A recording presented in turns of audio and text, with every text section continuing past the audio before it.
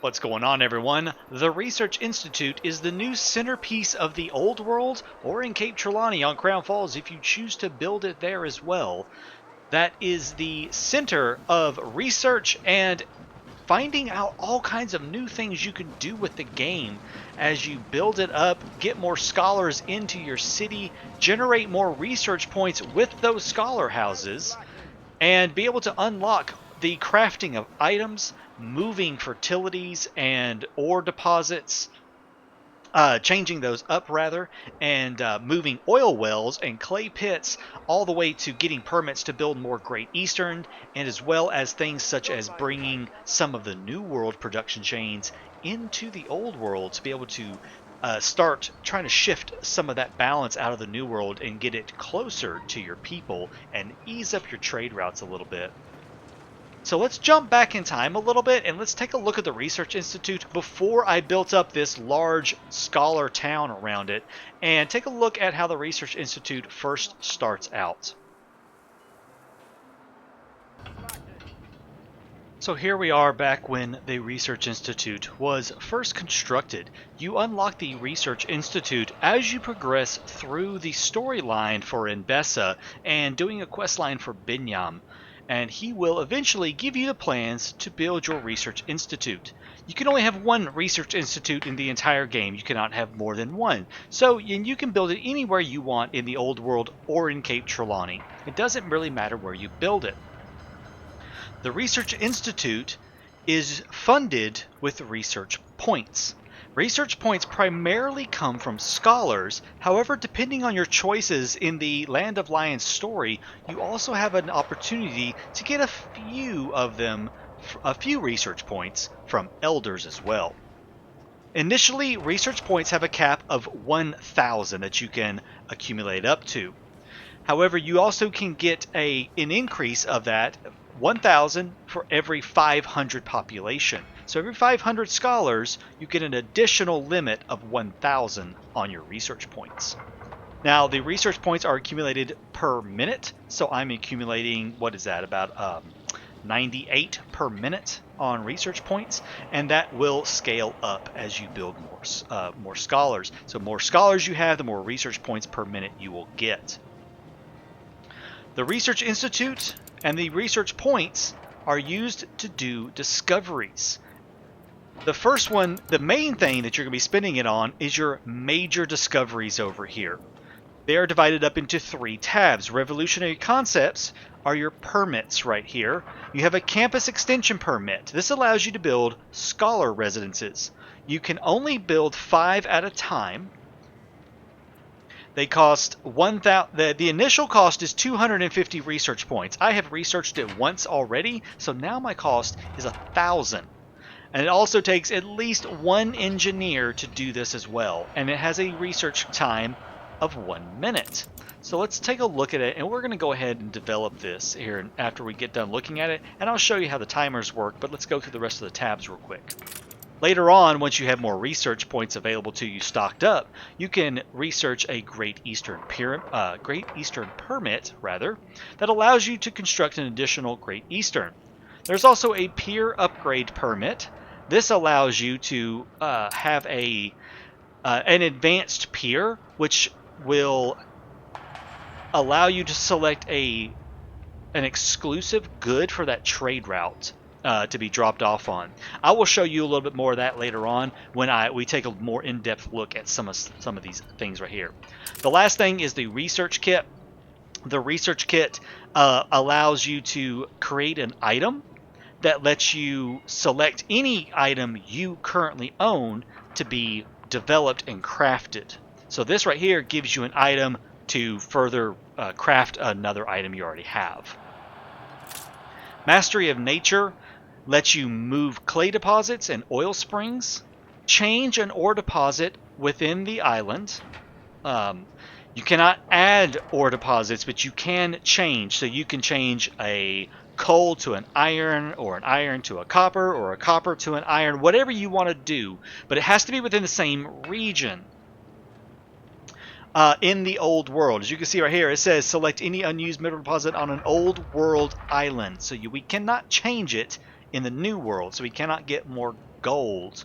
It's only in the old world. It's a little unfortunate, but that's just how that works. This one right here, change fertility. This applies to any session, and this lets you swap fertilities. So if you have saltpeter deposits and you're not doing anything with advanced weaponry, you can change those saltpeter deposits to something more useful. The last one is the production methodology. These are the much coveted ones that there was much hype about. This allows you to build an advanced coffee roaster, an advanced rum distillery, and an advanced cotton mill in the old world. Now there is one thing to note about all of these permits. You can only get one at a time, and once you use it, you have to research it again. So, if you decided to research the old world coffee production, it does give you a coffee roaster, but only one of them.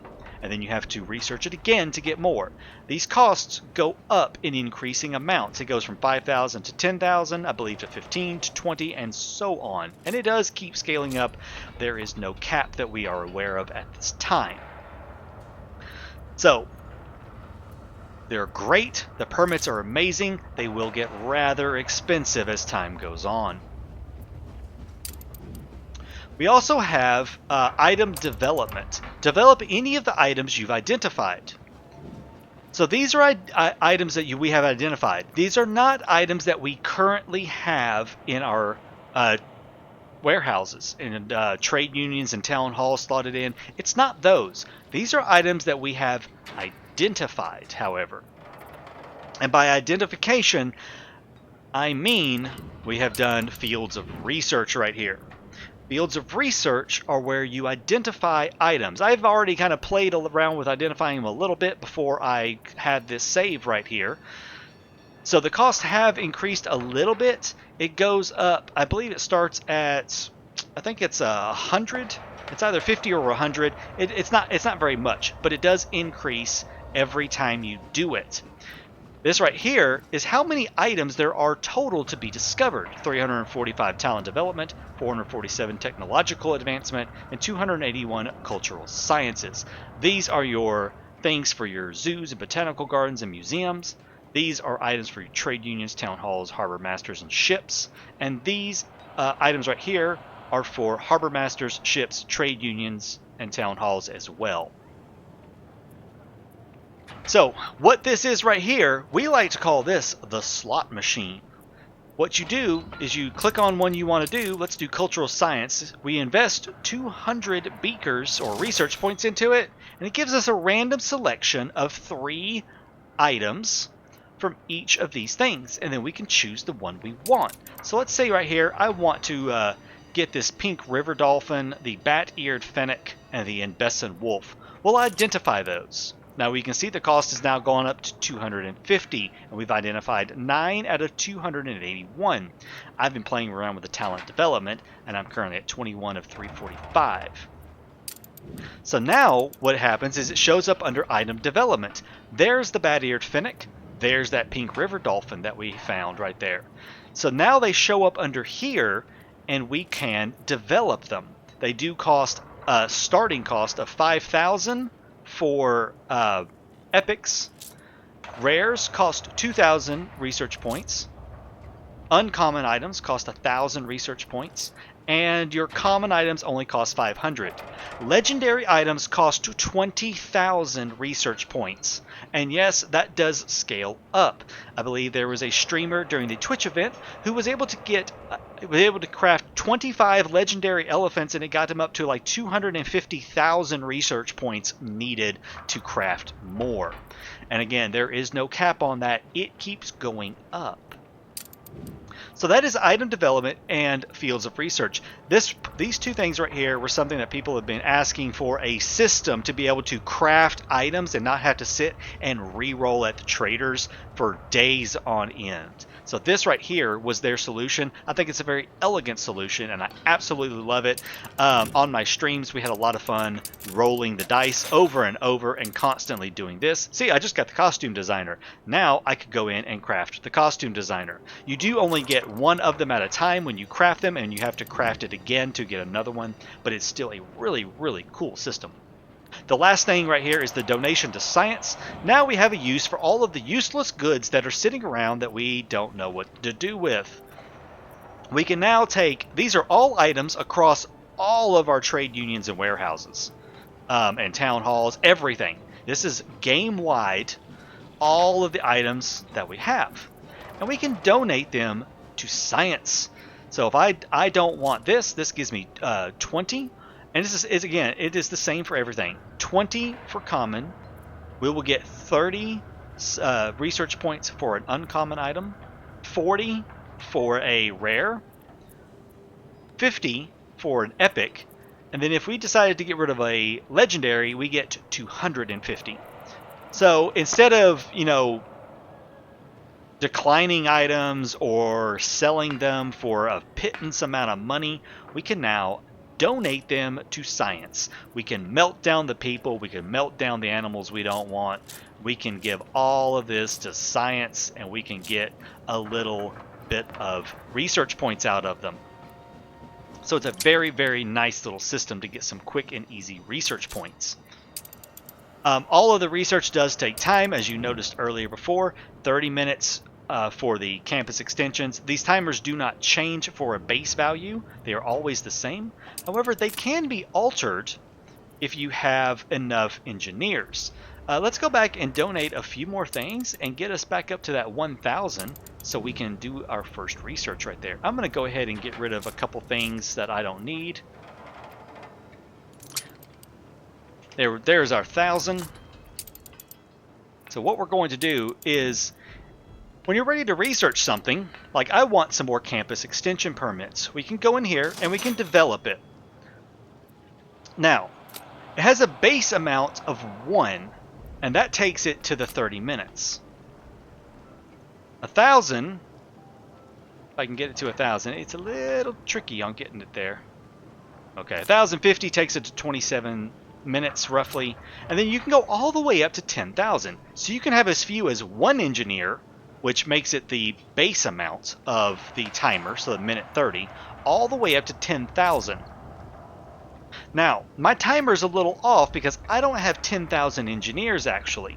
So it's causing it to be a little off in its timers because I'm getting a partial workforce. However, if you do have 10,000 engineers and you apply 10,000 engineers to any timer, the 30-minute timer, the 1-hour timer, or the hour-and-a-half timer, it takes that time down to 10 minutes, flat. It cannot go any lower than 10 minutes, but it will get you down to 10 minutes if you have 10,000 engineers. If you just want to apply as many as you can go, as much as you can. So that is how the workforce works on this thing right here. It takes it down by 15 seconds for every 50 workers. And then at 10,000, you just get a flat 10 minutes off. So that is how it works. It's very nice. A flat 10 minutes off. I'm sorry. You get a flat 10-minute timer to complete that research. So it's a very nice way of putting a large engineer workforce into quickly going through this research and getting a lot of stuff developed. However, you're not going to be flying through this. It does still take a lot of time. Scholars consume a lot of goods. They consume quite a bit of their needs and everything. So you're going to be spending a lot of time trying to get them everything they need so you can gain more research points. You gain more research points from the scholars by supplying their needs and their happiness. They have the needs of university, canned food, tailored suits, electricity, seafood stews, telephones, and radio tower. And under happiness, they need leather boots, rum, bowler hats, hibiscus tea, tapestries, clay pipes, and eventually gramophones at 7,000 scholars. The same 7,000 scholars needed to unlock the radio tower. That is a lot of scholars. They do chew through some of their needs and everything and some of their happiness needs. They chew through that stuff, so you're going to be doing quite a bit of trying to fulfill goods for them. But you do get research points for fulfilling all of this stuff. And it's a varying amount, anywhere from 1 to 3 to 4. There are items for town halls that also give bonus research points for fulfilling certain needs. So there's lots of ways to get a lot of research points. Let's jump back into the future again and take a look at a more late game scholar setup just to give you an idea of how it's going to look. Alright, we are back here in the future again with our Scholar Town and our Research Institute. As you can see right here, at this point I have 5,815 scholars out of a possible 5,900 to my next increase of limit. I have a research point cap of 55,000, and I am getting 167 research points from elders and 1,980 from the scholars. So as you can see, as you build up your scholar town, you're going to get a fair number of research points, and that cap is going to go up pretty quickly. In terms of how this over here is going to look, right now, my next set of campus extension permits is going to cost me 9,000. I have done one each of the Pier and the Great Eastern, so now it's at 10,000. The research kit will also be 10,000 at the next one. I've only done one thing on this, and that is the move oil spring. Again, it went from 5 to 10. And production methodology, I've done one of each, and they have gone from 5 to 10. Fields of research, you can see right here, it gets very, very expensive very, very quick. I've only identified roughly a little under half of the cultural science, and it cost me 3,000 per roll of the dice now. And talent development, I'm at 192 out of 345, and I'm up to 6,200 on that one. So these costs do start ballooning rather quickly, and you do chew through it really, really quick as you're playing that slot machine. But just remember, you will be getting it all back really, really quickly. It's also very useful if you can find some of those nice items that give you research points as a bonus to slot in town halls, because that's just going to help you out quite a bit as well. And I believe that is it. I'm not at 7,000 yet. I'm just barely there. I'm 1,100 off from getting the final needs and everything. But we have lots of cool stuff that we have unlocked. Telephones, we need stews, they need suits and electricity. We're giving them clay pipes, bowler hats, hibiscus, tapestries. I love the scholars. I think they're a really cool addition. I love the look of their town. I love the look of the buildings and how it fits in with the university right here and the Research Institute so well. Great little addition. The Research Institute is one of my new favorite things to do. I love playing the slot machine. I'm going to be super sad when I can no longer roll the dice for random items. I may just start over just to play the slot machine again. It's very addicting. It's a lot of fun. I hope this video helped you just kind of understand some of the basics of the Research Institute. I did not want to go into just a full-fledged hour-long video describing every single detail. Be sure to check out the wiki. The link is in the description down below on all of the details and the numbers and all that granular stuff that you might want to know and have more information on. So with that, thank you so much for watching, guys. I hope you enjoyed this little overview of the Research Institute, and we shall see you in the next one. Take care.